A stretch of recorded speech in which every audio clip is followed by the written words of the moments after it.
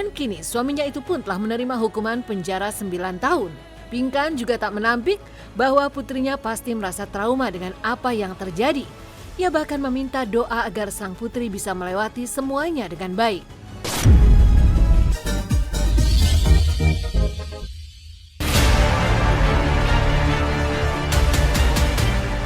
Pemirsa Silet RCTI, kehidupan penyanyi Pinkan Mambo kini memang tengah menjadi sorotan publik. Semua itu pasca putrinya secara blak-blakan di hadapan publik mengaku mengalami tindakan tak pantas dari ayah tirinya sendiri. Hal itu pun sempat memantik reaksi Pinkan yang merasa terganggu karena dituding sebagai ibu yang tidak melindungi buah hatinya.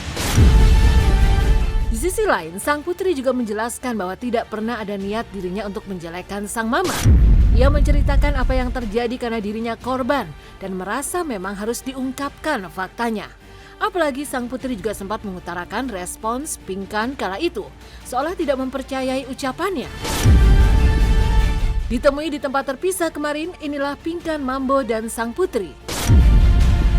Hubungan aku sama mami belum ada kontakan lagi dan aku udah dengar beberapa beritakan tentang dia yang yang mengomongkan aku tentang ya gitu-gitu dan ada sedikit kecewanya. Maksudnya ya jelekin aku di publik, maksudnya aku nggak agak terganggu lah. Aku udah jatuh ketimpa tangga, ketabrak truk, gitu. Ini aku semuanya loh teman-teman. Aku semuanya. Nah sekarang aku juga yang dihakimi. Aku juga yang di pembunuhan karakter kayak gini. Kalau memang itu membuatmu bahagia, silakan supaya lega gitu. Makanya nanti aku kasih tahu loh media, nggak apa-apa. Aku kan bukannya nggak pernah aku ancam. Jadi mungkin membuatmu bahagia, sok wae.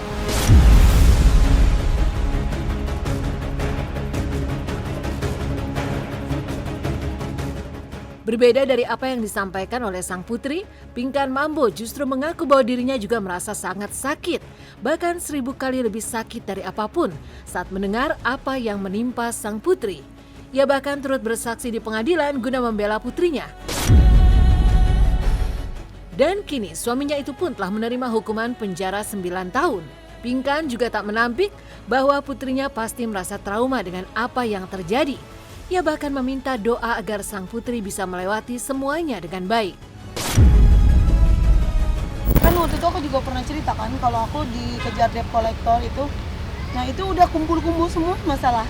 Jadi gigabyte aku muat nggak sih? Nggak muat aku gigabyte. Jadi makanya waktu papanya mau lapor, justru aku yang mendukung gitu loh maksudnya. Jadi justru bagus kalau ada, maksudnya aku kalau orang jahat makan jangan ngapain jangan nggak ada yang aku bela di sini, aku bela anakku pastinya. Tapi ini kan aku justru di persidangan itu BAP atas laporan Pinkan Ratasari membela MA gitu, membela anak, makanya dia sudah dihukum dan saya serahin semua ke negara gitu. Cuma mungkin misalnya terlalu sedih jadi salah paham atau apa, trauma berat, kasihan. Makanya tolong doanya dari teman-teman buat Pinkan biar jadi ibu yang tabah, biar Pinkan bisa tangannya masih ada buat cari uang buat anak-anak. Doain juga biar pulang ke rumah gitu. Kecewa, tapi aku juga nggak tahu bagaimana reaksinya karena baik lagi di sini aku bukan mau menjatuhkan mami dan aku udah bilang beberapa kali ke media kalau misalnya aku nggak ada berniat jahat ke mamiku sendiri gitu.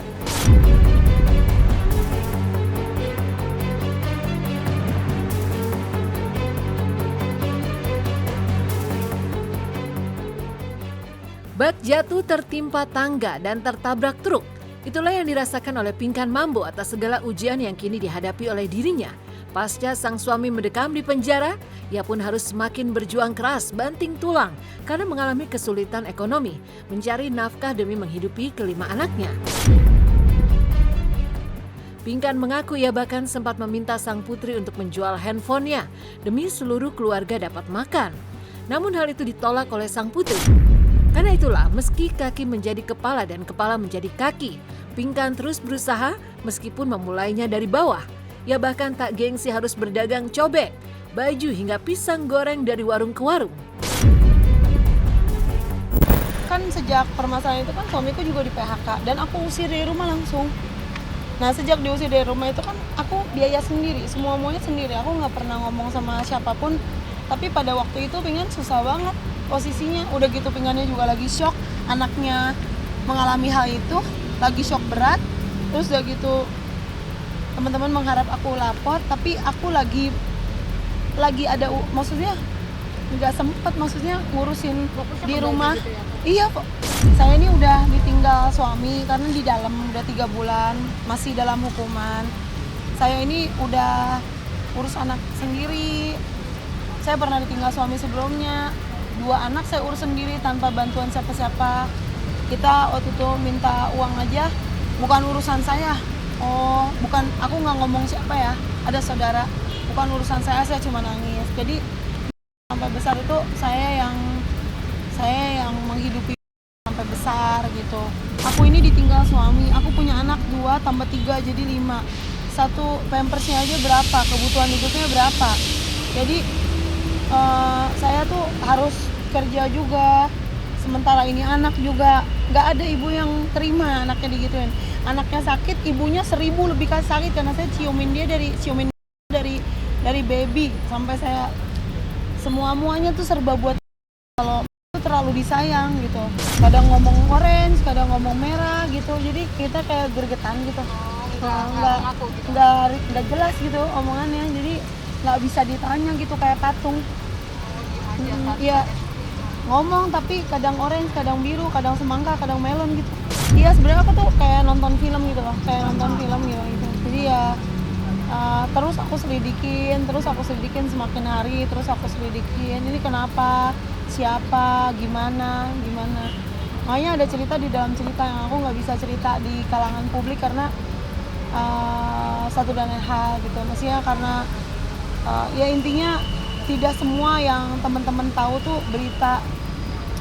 Teman-teman nggak tahu cerita beneran cerita ada cerita di dalam cerita tuh teman-teman nggak tahu gitu. Jadi tolong tolong jangan bunuh karakter saya, tolong jangan hujat saya. Aku juga bangga Mami bisa berusaha itu untuk ngebesarin aku dan biayain semua biaya yang dia udah bayarin dan udah ngebesarin 5 anak sendiri. Untuk beberapa berita yang kayak ya aku yang minta inilah, minta itu sebenarnya kurang tepat sih karena aku juga orangnya gak enakan untuk minta apa-apa. Dan juga ya kebanyakan Mami yang inisiatif untuk ya sayang mau jajan nggak, apa nggak gitu. Tapi kalau dari aku sendiri nggak pernah seenak kepala gitu, nggak ada permintaan untuk meminta yang lebih dari yang Mami bisa biayakan gitu.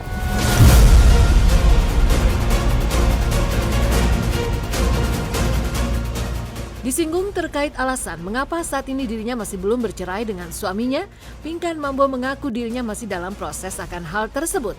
Meski begitu, Pinkan merasa bahwa selama ini pun dia sudah merasa hidupnya seperti janda karena berusaha sendiri. Ia bahkan sempat diusir oleh suaminya sendiri.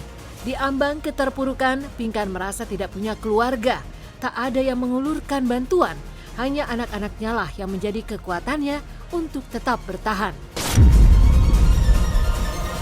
Aku kan merasa aku tidak punya teman.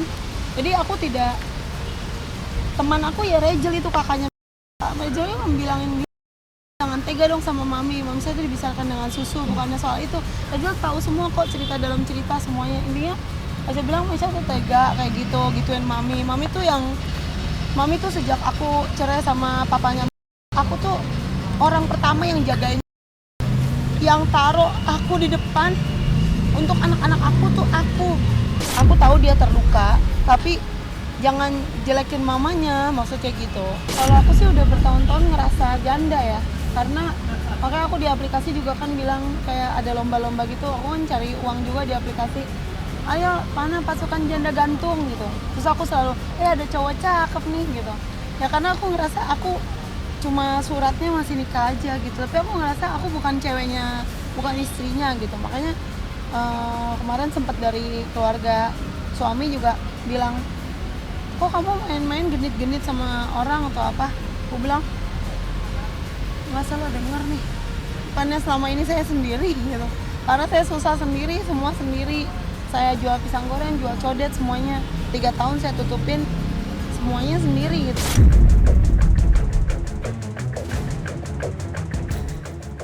Buntut dari permasalahan antara sang putri dan ayah tirinya ternyata tidak selesai begitu saja. Meski pelaku sudah dipenjara, namun sang putri mengaku sampai detik ini ia masih merasakan trauma. Selain itu, hubungan dirinya dengan Pinkan Mambo pun menjadi tidak baik-baik saja. Menurut Pinkan, dirinya sudah berkali-kali membujuk sang putri untuk pulang. Namun nyatanya sampai kini belum juga membuahkan hasil. Yang mengejutkannya, berbeda dengan apa yang sebelumnya diungkapkan, menurut Pinkan putrinya tak sering tinggal dengan papa kandungnya, namun justru lebih sering bersama teman-temannya. Lantas seperti apa klarifikasi terkait perkataan sang mama tersebut? Belum, nanti mungkin nanti. Bakal direncanain akan ketemu berarti ya Kak?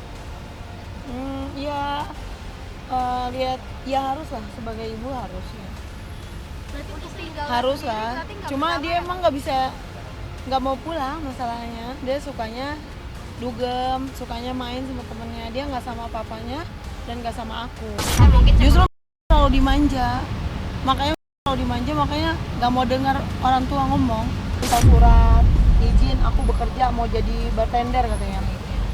Aku kan sering bilang itu pressure, itu adalah benda orang yang sangat cantik yang mami udah jadikan mau jadi artis, bentar lagi launching album. Dalam keadaan terburuk nggak boleh nangis, tapi buktikan ke masyarakat kalau akan jadi orang yang baik gitu. Orang yang sukses gitu. Nggak mungkin karena dia tangkapnya aku keluar dari rumah, jadi dia pikir aku kemana-mana, tapi sebenarnya itu aku ke papa dan tinggal sama papa. Waktu itu lagi di Bandung, terus sekarang karena ada lagi urusan di Jakarta, papa lagi udah urusan di Bandung, tapi sebenarnya kita tinggalnya di Bali. Enggak, itu menurut aku salah karena aku keluar dari rumah juga ke papa. Dan dugem, kalau tentang dugem itu kadang mami sendiri yang ngajak aku untuk pergi ke sana sini. Mama pastinya ada, dan aku juga sekarang lagi